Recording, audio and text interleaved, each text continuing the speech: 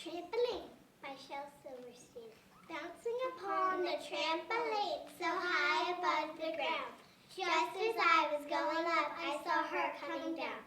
She had a daisy in her hair, she wore a silken gown. But when she started going up, I was coming down.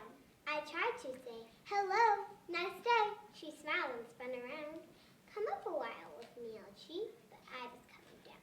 And so as yet we've never met, because we sadly found that one is always going up while one is coming down. Frank the Friendly Alien by Ken Nesbitt. I'm Frank the Friendly Alien from deepest outer space.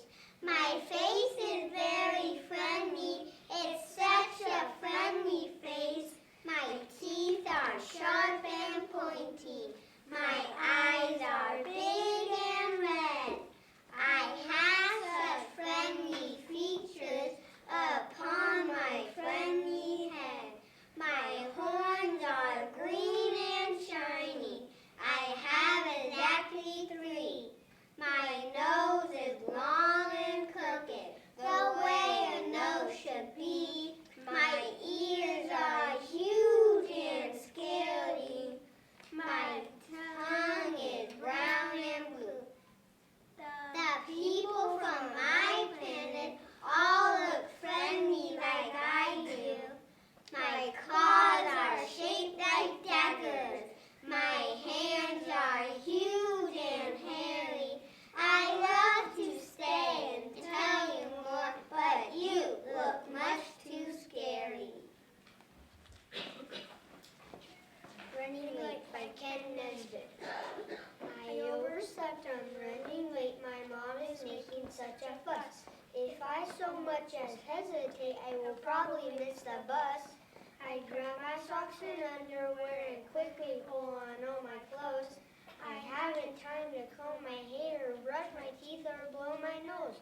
I wolf my breakfast, kiss my mom, and barrel madly out the door. And feeling anything but calm, I've never been this late before. I run like crazy down the street, I check my watch, it's almost late. I wish I had some more to eat, but man, I simply can't be late. I barely make it there in time. To miss the bus would not be cool. I wouldn't mind, except that I'm the guy who drives the kids to school. On December 1st, 1955, in Montgomery, Alabama, a woman came aboard and sat in the front of a bus. A white man ordered her to give up her seat and go to the back. She simply shook her head and didn't budge. They cuffed her hands and sent her away to jail because she refused to move. Little did anyone know at that time that her action started a very important movement in the history of African Americans. She sparked a revolution for equality and civil rights movement just because a white man dared her to go to the back. Go to the back, Rosa Parks, by author unknown. Go to the back of the bus, Rosa Parks. Go to the back and stay. No, I won't. I think that's unfair, and I'm just too tired today. But everyone knows the rules, Rosa Parks. Everyone knows if you're black, you can't eat at white restaurants and on buses. You sit in the back. So now it's time to move, Rosa Parks. No, I'm not moving at all. I've got a voice, and I'm going to use it, and thousands will hear the call. We're coming to sit with you, Rosa Parks. People black and white did say, we're coming to change America and bring equality here to stay. Family. Families are people who care about you. My family is special. Your family is too. Mothers and fathers, sisters and brothers, grandmas and grandpas, and so many others. One family is big, while another is small. Some families have children, some none at all. When we're together or far, far apart, the people I love feel When I Need a Real Baby by Mary Ann Hepworth. When I need a real baby and I can't use my brother, my dog is my baby and I am his mother. I give him a bottle and brush out his hair. I put on his diaper and bootsies to pair. I tie on his bonnet and button his smock, then into the carriage and off down the block. I wave to our neighbors and stop for a chat, but we leave in the rush at the sight of a cat. We have a fun time as they wheel him about, and he makes a fine baby until he jumps out. My teacher took my iPod by Ken Nesbitt. My teacher took my iPod. She said they had a rule. I couldn't bring it into class or even to the school. She said she would return it. I'd have it back the day, but then she tried my headphones on and gave a click on play. She looked a little startled, but after just a while, she made sure we were occupied and cracked a wicked smile. Her body started swaying, her toes began to tap. She started grooving in her seat and rocking to the rap. My teacher said she changed her mind. She thinks it's now okay to bring my iPod into class. She takes it every day. The Incredible Bargain by Chris Harris. Last night, I was walking down the street when a guy came up to me and said, "Hey, psst, you want to buy an invisible diamond?" Naturally, I was a little skeptical. So I said, "Do you actually have an invisible diamond?" "Sure," he said, and held it up between his fingers. Now, of course, I couldn't see it, but I could see how far apart his fingers were. And let me tell you, that invisible diamond was big. "How much?" I asked. $14, he said. $14 for a diamond that big with incredible powers of invisibility? Well, I know a bargain when I see one. I paid him the money, he put the diamond in my bag, and I hurried off. I got about 10 steps away when I realized I'd been scammed, ripped off, bamboozled. Yes, that guy had tricked me, but I was not about to let him get away with it. I hurried back, grabbed the man by his jacket and told him, "I gave you a $20 bill, and you only gave me $4 back. The correct change for $14 should be $6. Boy, you should have seen the look on that guy's face. Needless to say, he quickly gave me the $2 he owed me, and I walked off, proud that I hadn't fallen for his little trick. I mean, what did he think I am, some kind of fool? My Virtual Puppy by Ken Nesbitt. I purchased a virtual puppy. He lives in an app on my phone. He digs in a virtual garden to bury a virtual bone. I feed him with virtual dog food. I'm teaching him virtual tricks, like giving me virtual handshakes and fetching his virtual sticks. He naps on a virtual sofa. He likes to chase virtual cats. Whenever he's good, I reward him with virtual dog treats and pats. He'll bring me the virtual paper. He'll chew on a virtual shoe. There's only one virtual problem. I clean up his virtual poo. I Play a Game by Ken Nesbitt. I played a game, I rode my bike, I had a snack, I took a hike. I read a book, I watched TV, I built a fort, I climbed a tree. I surfed the web, I play guitar, I caught a bug inside a jar. I called my friends, I dug a hole, I kicked a ball, I scored a goal. I had a swim, I learned to skate, I played with toys, I stayed up late. It's fair to say I do like school, but even more though, weekends rule. Amargasaurus, author Anonymous. What do you call a dinosaur that has a body of a triceratops but a neck of a brachiosaurus? The Amargasaurus. The Amargasaurus name means dry lizard, so it was even dry before it was a fossil. And the Amargasaurus lived in the Jurassic period, which I don't know if the Jurassic period had juice because Jurassic juice.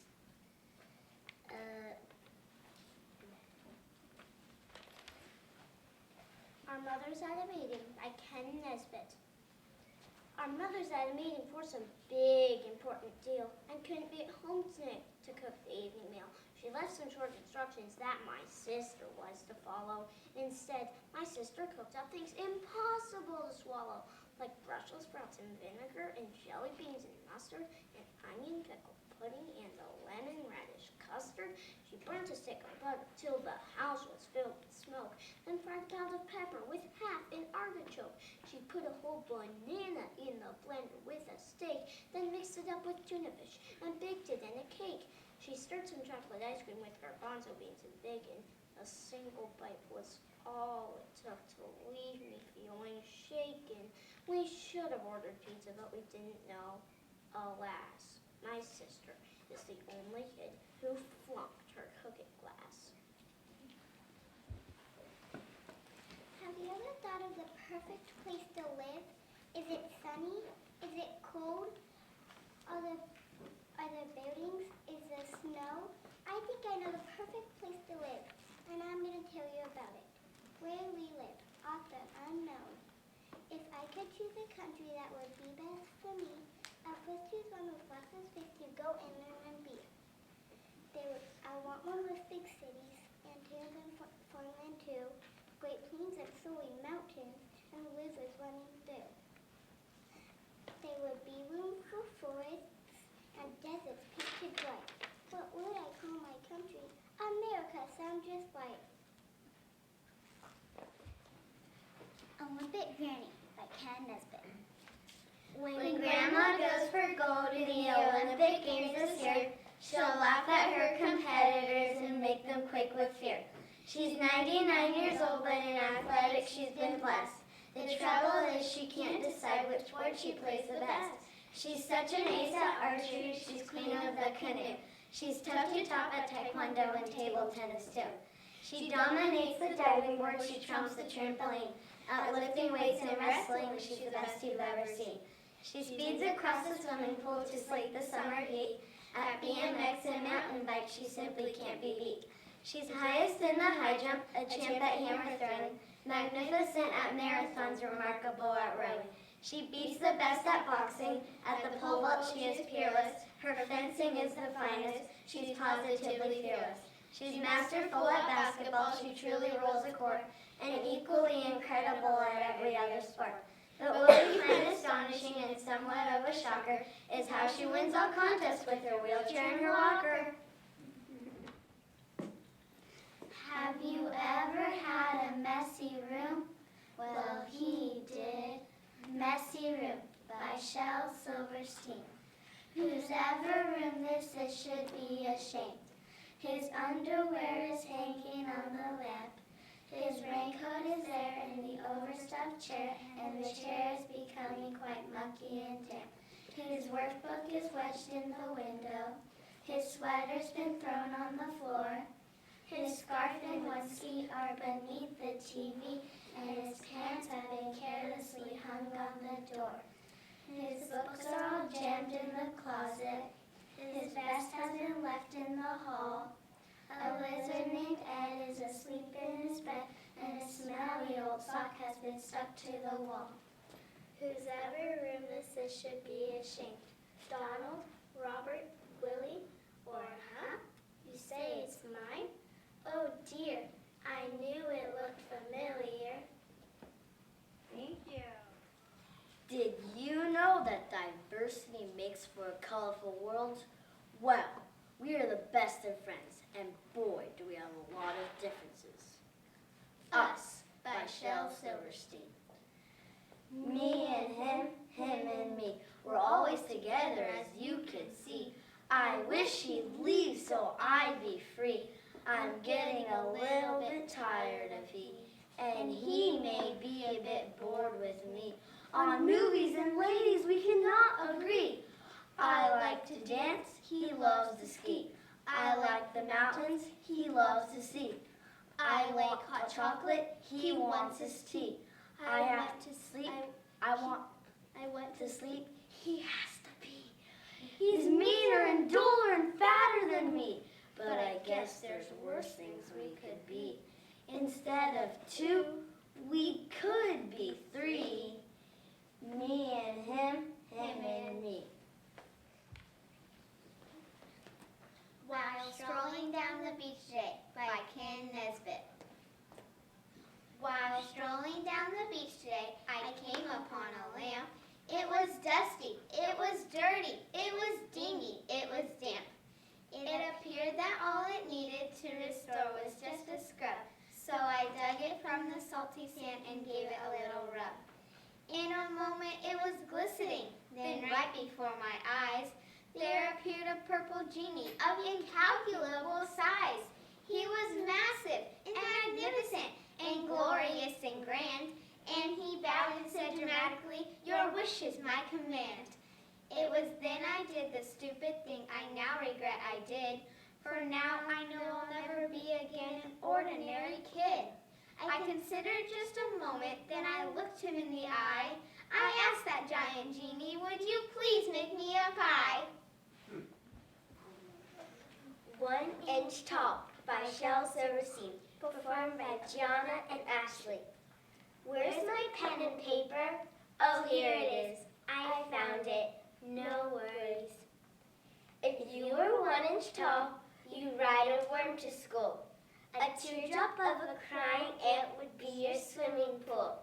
A crumb of cake would be a feast and last you 7 days at least. A flea would be a frightening beast if you were 1 inch tall. If you were 1 inch tall, you'd walk beneath the door. It'll take about a month to get down to the stores. A bit of fluff would be your bed. You'd swing upon a spider's thread and wear a thimble on your head if you were 1 inch tall. You'd surf across the kitchen sink upon a stick of gum. You couldn't hug your mama, so you had to hug her thumb. You'd run from people's feet in fright. To move a pen will take all night. In fact, this poem took 14 years to write, 'cause I'm just 1 inch tall. Finally, I'm done. That was a long time. What If by Shel Silverstein. Last night while I lay thinking here, some what ifs crawled inside my ear and pranced and partied all night long and sang their same old what if song. What if I'm dumb in school? What if they've closed the swimming pool? What if I get beat up? What if there's poison in my cup? What if I start to cry? What if I get sick and die? What if I flunk that test? What if green hair grows on my chest? What if nobody likes me? What if a bolt of lightning strikes me? What if I don't grow tall? What if my head starts getting smaller? What if the fish won't bite? What if the wind tears up my kite? What if they start a war? What if my parents get divorced? What if the bus is late? What if my teeth don't grow in straight? What if I tear my pants? What if I never learn to dance? Everything seems well, and then the nighttime what ifs strike again. Sarah, Cynthia, Sylvia Stout would not take the garbage out by Shel Silverstein. Sarah, Cynthia, Sylvia Stout would not take the garbage out. She scoured the pots and scraped the pans, candied the yams and spiced the hams. Although Daddy would scream and shout, she simply would not take the garbage out. And so it piled up to the ceiling. Coffee grounds, potato peelings, brown bananas, rotten peas, chunks of sour cottage cheese. It filled the can, it covered the floor, it cracked the window and blocked the door. And Sarah met an awful fate that right now you cannot relate.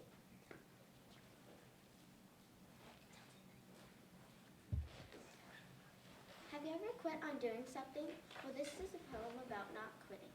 Don't Quit by Anonymous. When things go wrong, as they sometimes will, the road you're treading may all seem uphill. When the funds are low and the depths are high, You want to smile, but you have to sigh. When care is pressing you down a bit, rest if you must, but don't you quit. When life is weird with your twists and turns, as every one of us may sometimes learn.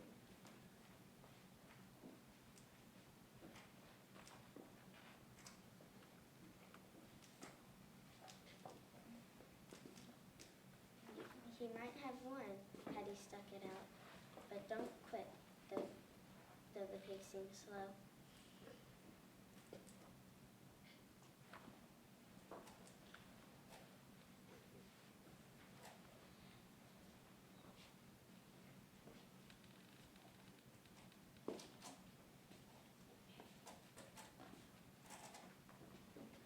London, would you like to? This is an excerpt of Martin Luther King Jr.'s I Have a Dream speech. I say to you today, my friends, even though I face the difficulties of today and tomorrow, I still have a dream. It is a dream deeply rooted in the American dream. I have a dream that this nation will one day rise up and live out the true meaning of its creed. I hold these truths to be self-evident that all men are created equal. I have a dream that my 4 little children will one day live in a nation where they will not be judged by the color of their skin, but by the content of their character. I have a dream that that one day every valley shall be exalted, every hill and mountain shall be made low, and the rough places will be made plain, and the crooked places will be made straight, and the glory of the Lord shall be revealed, and all flesh shall see it together. This is our hope. 2 Raindrops by Joseph Morris. 2 little raindrops were born in a shower, and one was so pompously proud of his power. He got in his head an extravagant notion. He'd hustle right off and swallow the ocean. A blade of grass that grew by the brook called for a drink, but no notice he took.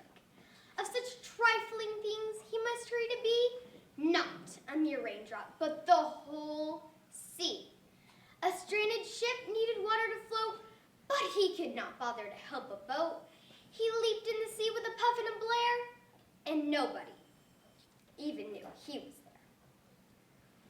But the other raindrop, as along it went, found the work to do for which it was sent.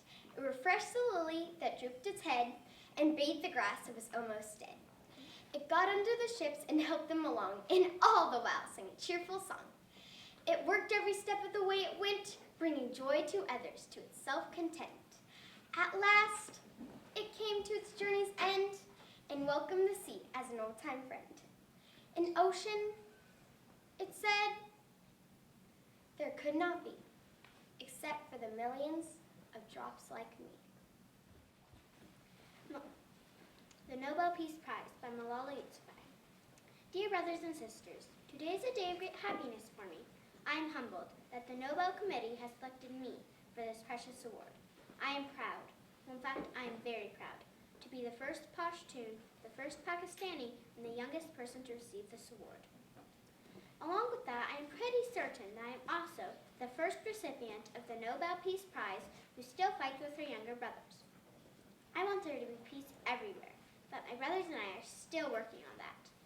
This award is not just for me. It is for those forgotten children who want education. It is for those frightened children who want peace. It is for those voiceless children who want change. I am here to stand up for their rights, to raise their voice. It is not time to pity them. It is time to take action, so it becomes the last time we see a child deprived of education. Education is one of the blessings of life, and one of its necessities. That has been my experience during the 17 years of my life in my paradise home, SWAT. I always loved learning and discovering new things. I remember when my friends and I would decorate our hands with henna on special occasions. Instead of drawing flowers and patterns, we would paint our hands with mathematical formulas and equations.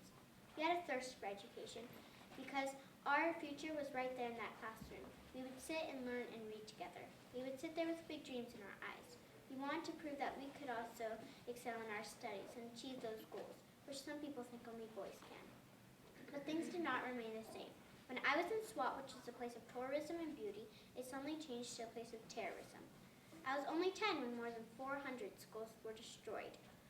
Our beautiful dreams turned to nightmares. Education went from being a right to being a crime. Girls were stopped from going to school.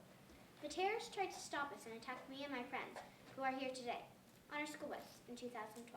But their ideas nor their bullets could win. We survived, and since that day our voices have grown louder and louder. I tell my story not because it is unique, but because it is not. It is a story of many girls.